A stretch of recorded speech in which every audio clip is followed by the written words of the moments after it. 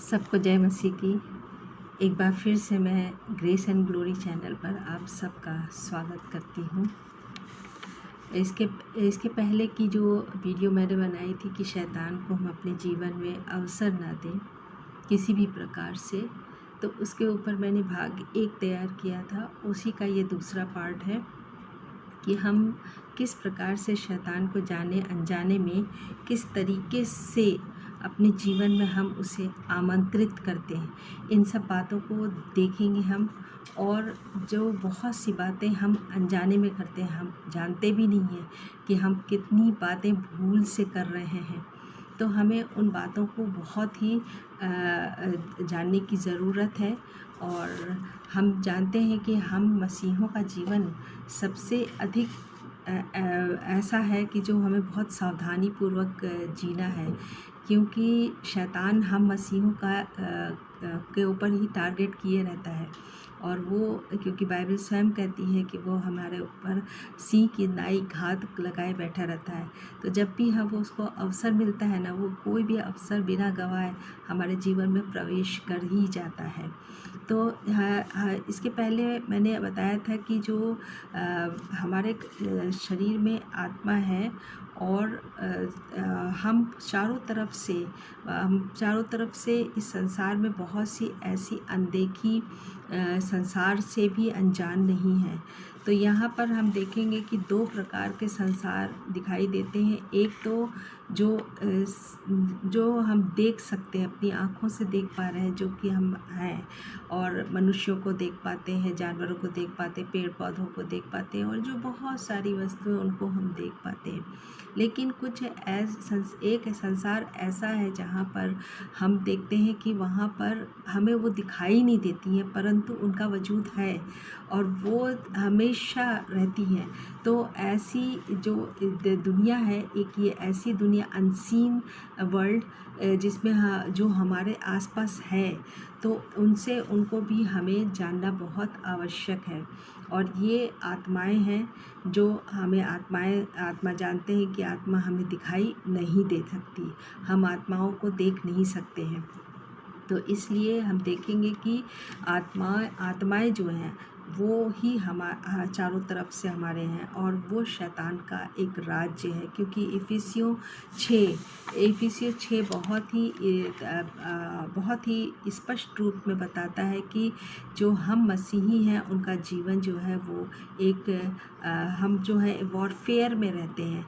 क्योंकि लिखा हुआ है कि हम हर समय टारगेट बने रहते हैं शैतान के। लेकिन इस वॉरफेयर में हम विजयी कैसे हों, इसके लिए हमारे पास वचन है, हमारे पास प्रभु यीशु मसीह है। और जिन्होंने अपने जीवन को प्रार्थना में बना लिया है, वचन को पढ़ते हैं, उस पर मनन करते हैं और उस पर चलते हैं, उनके ऊपर ये दुष्ट आत्माएं, ये संसार, शैतान का जो संसार है, वो विजयी नहीं हो पाता है। उनको उसको हार माननी ही पड़ती, क्योंकि ऐसे लोगों के पास वो सारे आत्मिक हथियार होते हैं और उन हथियारों का वो प्रयोग करना जानते हैं। तो यहाँ पर ही साफ लिखा हुआ कि हमारा ये युद्ध लहू और मांस से नहीं है, परंतु शासकों से।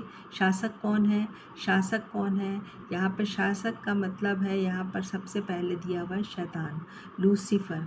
और उस शासक के अधीन बहुत सारी दुष्ट आत्माएँ हैं और उसके स्वर्गदूत हैं जो उसके साथ गिराए गए थे, वे सब हैं। और ये सब अधिकारियों का काम करते हैं और ये अधिपति होते हैं जो संसार के विभिन्न क्षेत्रों में उनका आधिपत्य होता है और वो क्षेत्र उनके अंडर में होते हैं।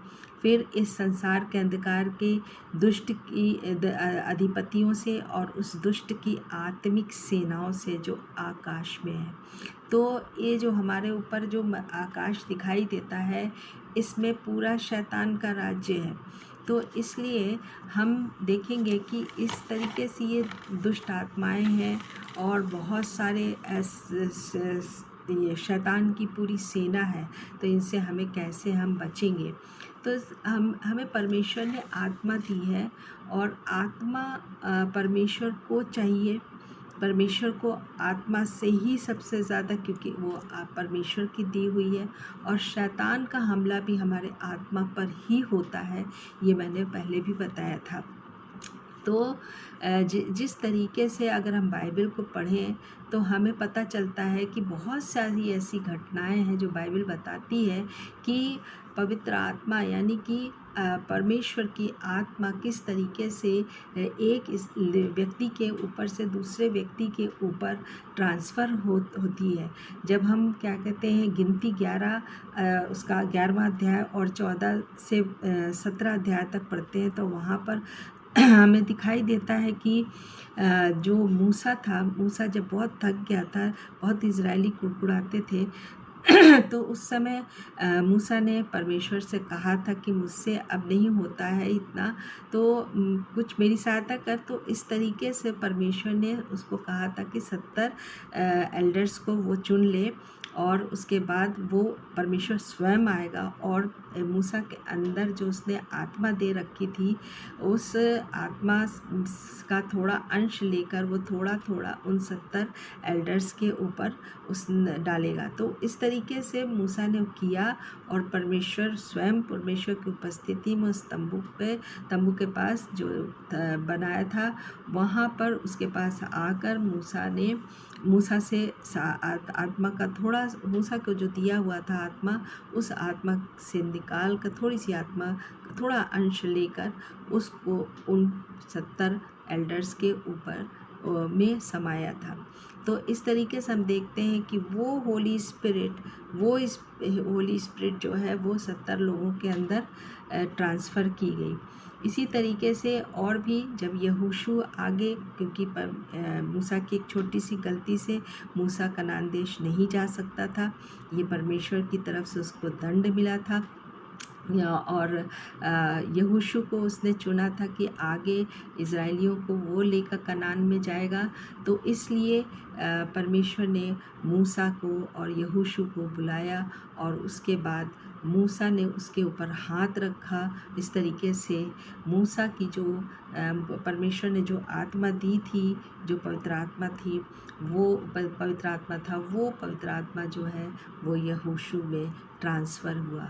तो इस तरीके से हम देखते हैं कि जब अच्छी आत्मा यानी कि पवित्र आत्मा एक इस जगह से एक इस व्यक्ति से निकलकर दूसरे व्यक्ति में ट्रांसफ़र होती है, तो ऐसे ही दुष्ट आत्माएँ भी ट्रांसफ़र होती हैं।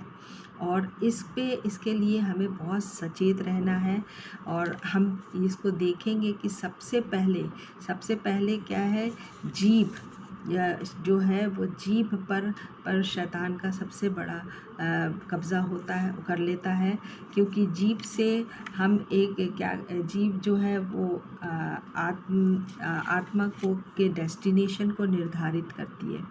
और जब हम इसी मुंह से, इसी जीभ से यीशु की हर बात को स्वीकार करते हैं, तो इसी जीभ से हम यीशु का इनकार भी करते हैं बहुत बार, कई जगह पर। और हम देखा है कि पतरस के एक हमारे बाइबल में उदाहरण बहुत ही स्पष्ट है कि किस प्रकार से उसने यीशु का इनकार किया। तो इनकार किससे किया? जीभ से किया। तो जीभ जो है, जीभ से हम बहुत सारी बातों को हम क्या करते हैं कि हम डाउट्स को बोलते हैं, हमारे मन में जो शंका आती है, जो हमारे अंदर में संदेह उत्पन्न होते हैं, वो हम जीभ से बोलते हैं।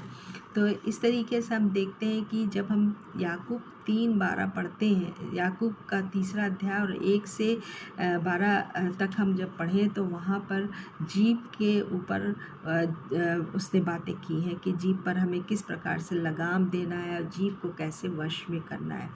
क्योंकि जीभ जो है, जीभ में मृत्यु और जीवन दोनों ही जीभ के वश में होते हैं। ऐसा हमें भजन संहिता नीति वचन 18वें अध्याय के 21वें पद में दिखाई देता है कि जीभ के वश में मृत्यु और जीवन दोनों होता है, और जो इन्हें उपयोग करना जानता है वो अपने लिए फल लाता है। तो जैसे दोनों प्रकार का फल यहाँ पर हो, अगर मृत्यु है तो मृत्यु का फल, अगर हम जीवनदायी बातें बोलते हैं तो हमारे पास जीवन का फल।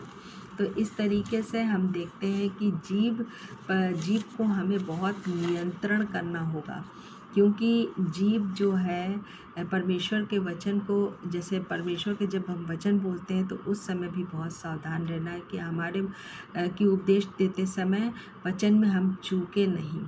ये और जीभ को हमें अपने वश में रखना है। साथ ही जीभ को जो है सारे अधर्म का संसार कहा गया है कि जीभ में ही जो है ये हमें, जब आप याकूब की पत्री पढ़ोगे 3 अध्याय तो उसमें हमें लिखा हुआ मिलेगा कि जीभ को हमारे शरीर के अंगों में अधर्म का संसार कहा गया है।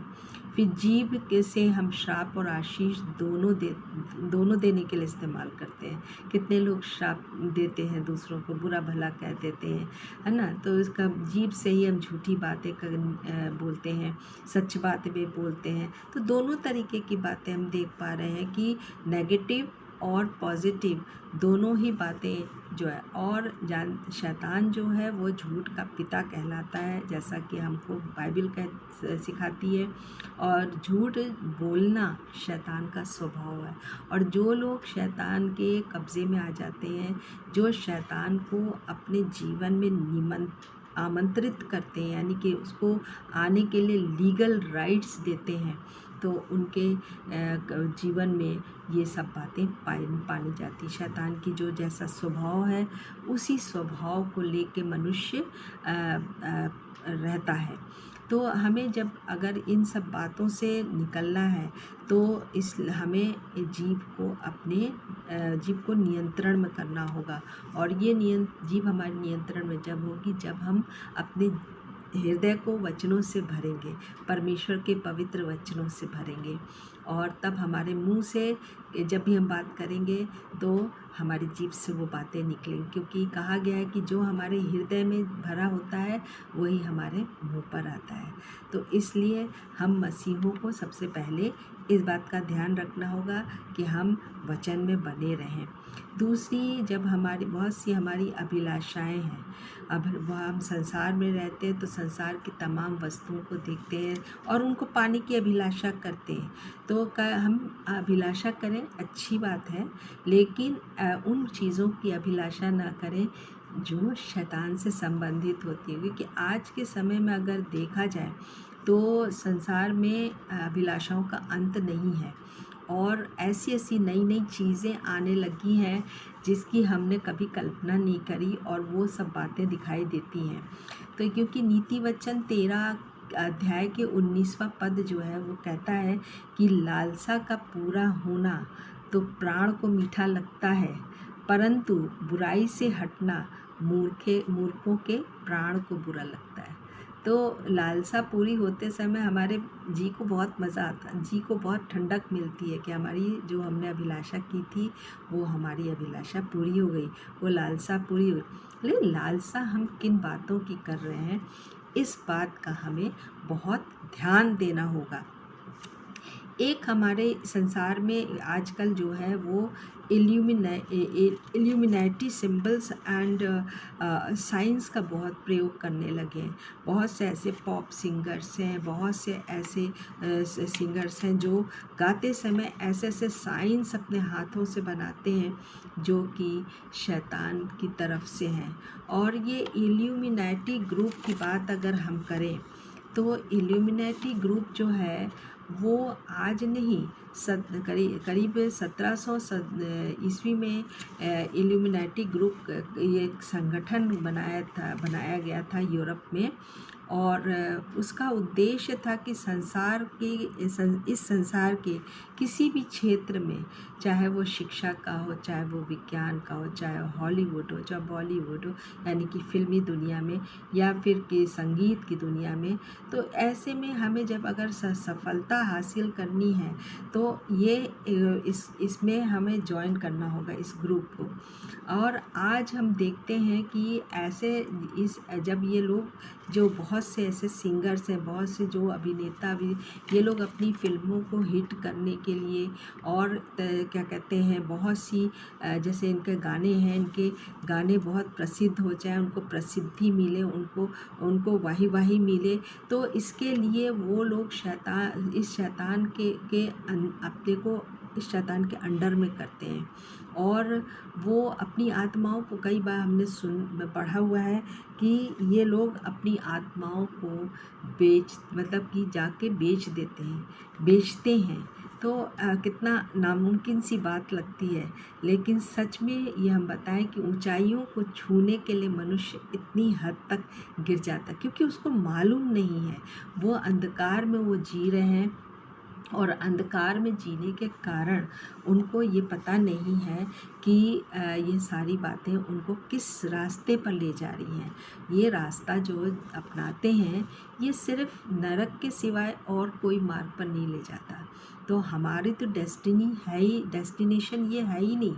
हमारी डेस्टिनेशन कहाँ है? हमारी डेस्टिनेशन तो स्वर्ग में है। कई बार हम देखते हैं कि हमारे तो इस तरीके से जब हम इन बातों को देखें तो हमें इससे भी बहुत सावधान रहना है। जैसे कि हम अपने घर में कौन सी चीज़ें ला रहे हैं खरीद कर, क्योंकि ये अगर देखा जाए तो ये अविश्वासी और अन्य जाति इन सब बातों को बहुत ध्यान देते हैं, और इस तरीके से वो उन चीज़ों को ख़रीदते हैं। जैसे घर में कछुआ ले आएंगे कि कछुए को रखेंगे, मतलब उसकी मूर्ति, उसको रख लेंगे। फिर लाफिंग बुद्धा है, उसको ला के रख लेंगे कि उनके घर में प्रॉस्पेरिटी होगी। और बहुत से ऐसे ईविल आई है जो घरों में कोने में टांग देंगे, जिससे कि कोई भी उनके घर में प्रवेश करे तो उनके घर पे कोई ऐसी दुष्ट की आँखें, यानी कि जो मनुष्य आ रहा है वो इनके घर पर बुरी नज़र न लगाए। तो इस तरीके की बातें जानते हैं। और बहुत सी बात हम देखते हैं कि विंड चाइम भी लगाते हैं लोग, और इन चीज़ों को लगाने से हम लीगल राइट्स दे रहे हैं शैतान को। और इस तरीके से हम अनजाने में बहुत सारी दुष्ट आत्माओं को अपने घर में रहने के लिए इनवाइट करते हैं, अपने जीवन में रहने के लिए इनवाइट करते हैं। तो हमें बहुत सावधान रहना है कि हम किन चीज़ों को अपने घरों में रख रहे हैं, कौन सी चीज़ों को हम इस्तेमाल कर रहे हैं। कई बार हमने देखा कि कपड़ों के ऊपर ऐसे कार्टून बने रहते हैं जो कि वो इल्यूमिनाटी से सिंबल होते हैं। तो शैतान के इन दुनिया से दूर हमें रहना है और बहुत सजग रहना है। इनके बारे में हमें जानकारी होनी चाहिए। तो ऐसे कपड़ों को ना चुनाव करें खरीदते समय, ऐसी चीज़ों का चुनाव ना करें जिसकी वजह से दुष्ट आत्माएँ बहुत ही दबे पाँव हमारे घर के अंदर, हमारे जीवन के अंदर प्रवेश कर जाएं। साथ ही हम देखेंगे कि आज के ज़माने में मनोरंजन करने के लिए हमारे पास टीवी है, हमारे पास मोबाइल है, मोबाइल में तमाम प्रकार की ऐप्स हैं। तो हमें ये ध्यान रखना होगा कि हम किन चीज़ों को सुनते हैं। यदि आप कोई म्यूज़िक सुन रहे हैं, कोई गाना सुन रहे हैं, तो उसके लिरिक्स पर ध्यान दें, क्योंकि बहुत बार पूरे गाने के बीच में एक लाइन कोई भी ऐसी घुसा देते हैं जो कि मतलब कि जो हमारे लिए ठीक नहीं है। यानी कि दुष्ट आत्माओं का प्रवेश धीरे से उसी लाइन को गाने से हो जाता है। तो हमें बहुत ध्यान देना होगा कि हम गानों की लिरिक्स को जानें। क्योंकि एक बार मैं कोई गाने को मैंने ऐसे ही देखा कि इसके ऊपर क्या है, तो उसको सुना कि उसके अंदर में एक लाइन थी, डांस विद द डेविल। तो आप बताइए कि इस तरीके की अगर कोई गाना आप गा रहे हो, उस लाइन को गा रहे हो, आपको तो बहुत अच्छा लग रहा है सुने, क्योंकि उसकी म्यूज़िक इतनी धमाकेदार बनाते हैं कि लोग उसी में डूब जाते हैं और जान ही नहीं पाते कि क्या चीज़ें हो रही हैं। तो इन सब बातों के लिए हमें बहुत ध्यान में रखना हो, क्योंकि हमारा जीवन जो है सावधानी पूर्वक जीने वाला जीवन है। हमें हर समय सचेत रहना। बाइबल में पता नहीं कितनी बार लिखा हुआ कि सचेत रहो, सावधान रहो, सतर्क रहो। तो इन्हीं बातों के लिए कहा गया कि हम कहीं जाने अनजाने में शैतान को अपने जीवन में आने के लिए इनवाइट तो नहीं कर रहे हैं। कई बार देखो तो टीवी सीरियल्स होते हैं और बहुत सी चीज़ें हम टीवी पर देखते हैं लोग, तो हमें ध्यान देना होगा कि कौन सी बातों को इंसान देख रहा है। तो टीवी सीरियल को देखते समय हमें बहुत ध्यान रखना पड़ेगा। हमें उन सीरियल्स को नहीं देखना है जो हमारे जीवन में कड़वाहट के बीज बोते हैं, या हमारे जीवन में एक दूसरे से ईर्ष्या करने के बीज बो देते हैं। और ये जाने में नहीं होता है, जानकर कोई इंसान नहीं करता, पर अनजाने में वो दुष्ट आत्माएं हमारे मन पर कब्ज़ा करने लगती हैं, हमारे सोच पर कब्ज़ा करने लगते हैं, हमारे उसी प्रकार के हमारे विचार बनने लगते हैं।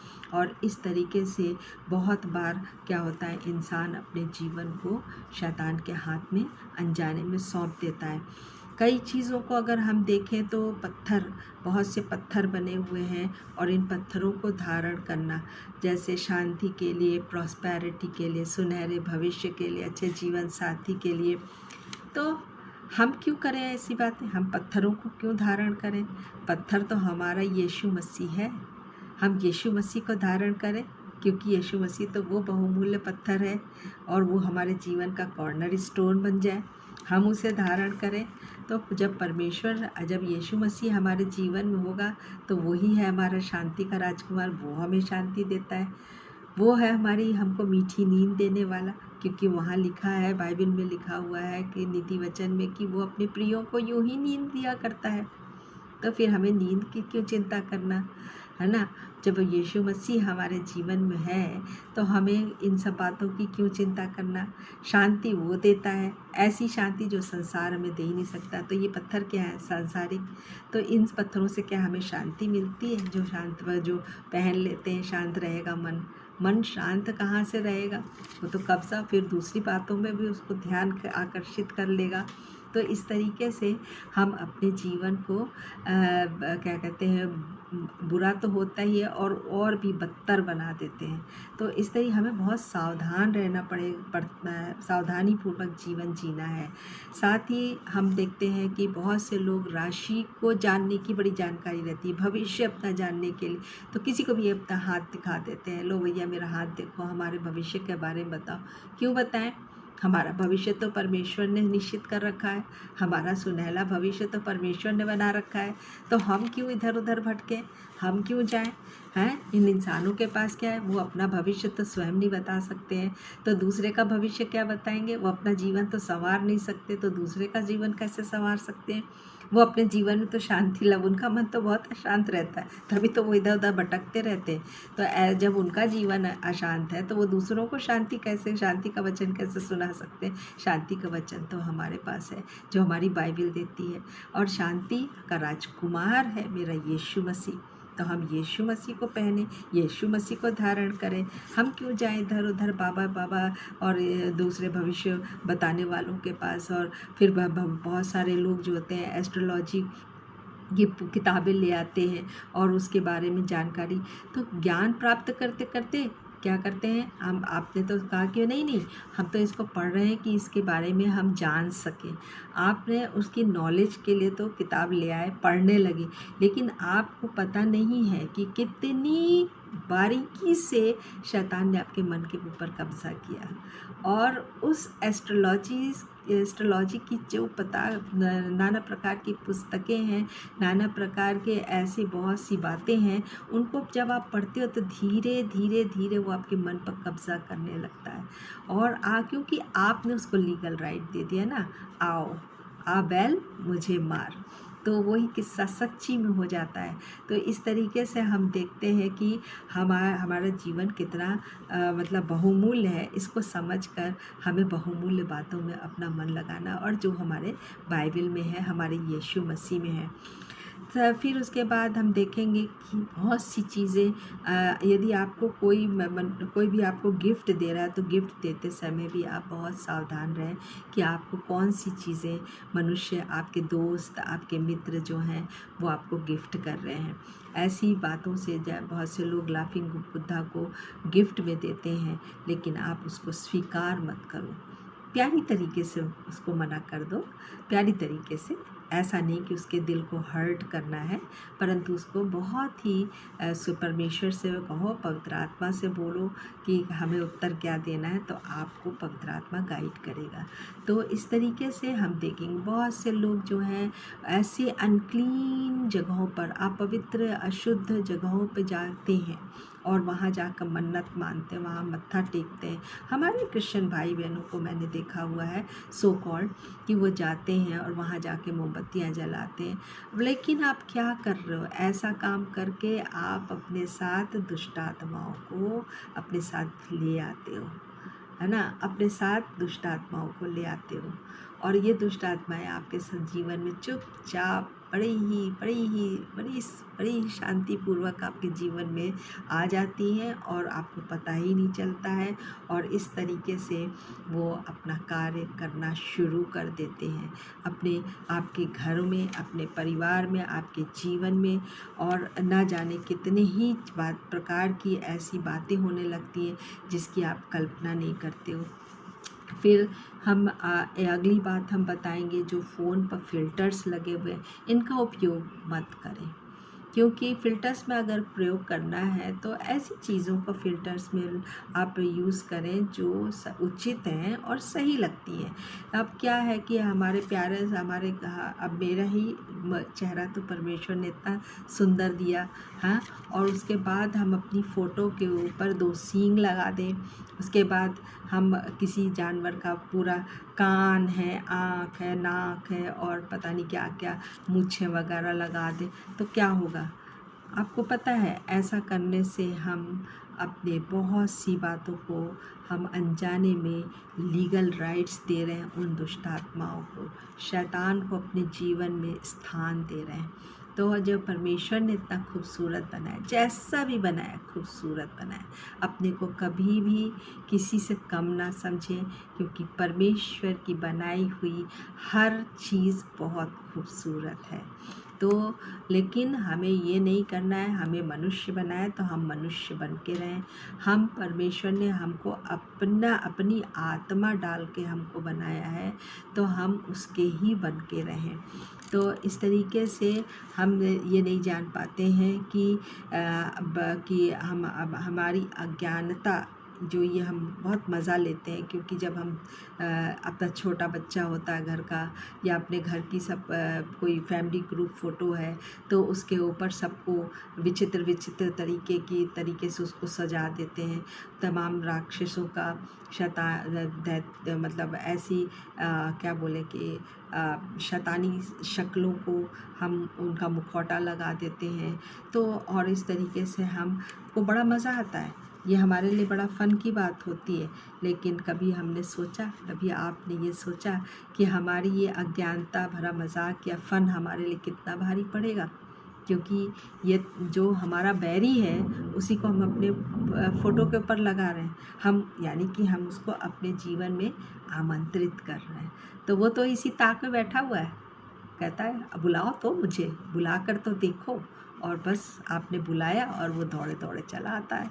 उसके बाद देखो आज के जीवन में कितनी टीवी देख लो तो मोबाइल देख लो, तो मोबाइल में तमाम प्रकार के, जैसे व्हाट्सएप है, तो उसके बाद फेसबुक है, इंस्टाग्राम है, यूट्यूब है, इस पर पूरी तरीके से शैतान ने अपना पूरा कब्ज़ा कर रखा है।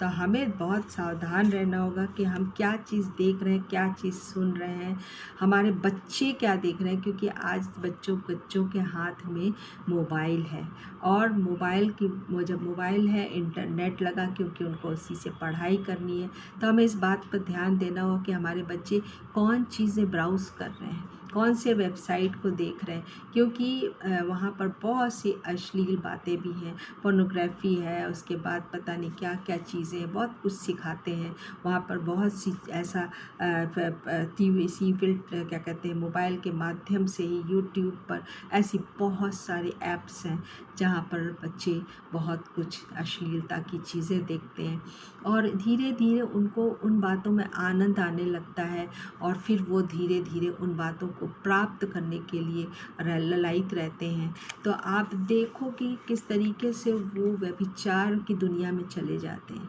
और ये व्यभिचार का जो है ये भी एक दुष्ट आत्मा है। और हम जानते हैं कि दुष्ट आत्मा का कब्ज़ा सबसे पहले हमारे शरीर पर भी हो जाता है। तो आत्मा को तो बोले तो जब हमारे शरीर पर कब्ज़ा कर रहा है, मन पर कब्ज़ा कर रहा है, तो आत्मा तो फिर दब जाता है ना, हमारी आत्मा दबती है। तो हमें अपनी आत्मा को कमज़ोर नहीं करना, परंतु परमेश्वर के वचनों से, पवित्र वचनों से बहुत मजबूत करना है। कई बार हम अपने मुंह से ऐसे कर्सेस निकालते हैं, मुंह से निकली बातें भी हमें कितनी भारी पड़ती हैं, यह हम जो हम अनजाने में करते हैं। और हम अब अनजाने में अपनी ही बातों से बहुत सारे कर्सेस को अपने जीवन में आने का मौका देते हैं। दूसरों के जीवन में, दूसरों के लिए तो हम बोले तो बात दूसरे, तो वहाँ जब आप अपने मुंह से कर्ज दोगे, कर्ज निकालोगे, किसी के लिए बुरा बोलोगे, कुछ भी बोलोगे, तो आपको भी उसके ऊपर आप भी प्रभावित होगे ही होगे। तो साथ ही हम अपने मुंह से अपने लिए भी बहुत सी ऐसी बातें बोल देते हैं। यदि आप बीमार हो और किसी ने आपका हाल चाल लिया कैसे हो, तो आप कभी भी मत बताओ कि हमें क्या हो रहा है, क्योंकि जितना आप अपनी बीमारी को बढ़ा चढ़ा के बोलोगे, उतना ही आपकी वो बीमारी बढ़ती जाएगी। ये हकीकत है, क्योंकि वो हमारे मन में बैठी है, और जो हमारे मन में होता है वही हमारे मुंह से निकलता है। ये मैंने पहले ही बताया। तो इस तरीके से मनुष्य भी ठीक होने की बजाय और भी बीमार होता जाता है।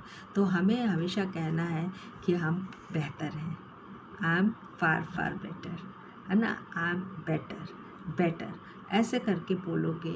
और साथ ही आप जब हमेशा अपने मुंह से बोलोगे आई एम ब्लेस्ड, यीशु मेरे साथ है, यीशु मेरे पास है, यीशु मेरे जीवन में है, तो जब आप ऐसी बातें बोलते रहोगे तो आप आशीषों के हकदार होगे जो परमेश्वर की ओर से मिलते हैं। तो हमें इस अपने मुंह पर कब्जा करना है। हमें कोई भी ऐसी बात, क्योंकि हम इस तरीके से अपने मुंह से बोलकर शैतान को अपने जीवन में आमंत्रित करते हैं और उसे लीगल राइट देते हैं। तो वो दबे पाँव तो हमारे जीवन में घुस जाता है, हमारे परिवार में घुस जाता है, और जब घुस जाता है तब उसका नतीजा हमारे जीवन में क्या दिखाई देता है, बात बात पर हम क्रोधित होते हैं, है ना। इन सारी बातों को, जितनी बातें मैंने बताई हैं, इन बातों की वजह से शैतान आपके मन को अपने कब्जे में कर लेता है। और जब भी क्या होगा, बात बात में आप क्रोधित होगे, बहुत चिड़चिड़े स्वभाव के हो जाओगे। साथ ही बैर आपके अंदर में, एक दूसरे के प्रति बैर, ईर्ष्या, ये सब होगी, मन में कड़वाहट पैदा हो जाएगी। और फिर कभी कभी जब आपकी बहुत सी बातें नहीं पूरी होंगी तो आप क्या होगा, आप डिप्रेशन में चले जाओगे, बहुत निराश होगे। क्या हमारा परमेश्वर हमें निराश होने देता है? नहीं ना। निराशा तो शैतान की तरफ से। तो हमारा परमेश्वर आशा का परमेश्वर है। तो हम उस आशा में जीवित रहें, आशा में बने रहें, और हम परमेश्वर के साथ सदा आनंदित रहें। और इन सब बातों से अगर हमें बचना है तो हमें उनका कारण सबसे पहले तो ये हम जान ही गए हैं कि ये सब क्यों होता है।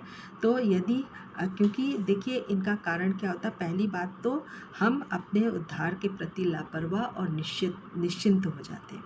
तो ये जो उद्धार के प्रति लापरवाही है और निश्चिंतता है, इसके प्रति आप सजग रहें। आप कभी भी लापरवाह मत बने, बल्कि आप सजग रहें, सतर्क रहें कि उद्धार खोने ना पाए। दूसरा कि आपका मन परमेश्वर की ओर से हट जाता है। जब परमेश्वर की तरफ से हट जाता है तो आप ऐसी ऐसी बातें बोलने लगते हैं। तो क्योंकि नीति वचन 14:14 जब आप पढ़ोगे तो वहाँ पर साफ लिखा हुआ है कि परमेश्वर से हमारा जब मन हट जाता है तो हमारी बातें उन बातों में, परमेश्वर की बातों में नहीं लगता है। फिर याकूब 4:7 में बहुत स्पष्ट लिखा हुआ है कि क्या करना है इन सब बातों से बचने के लिए।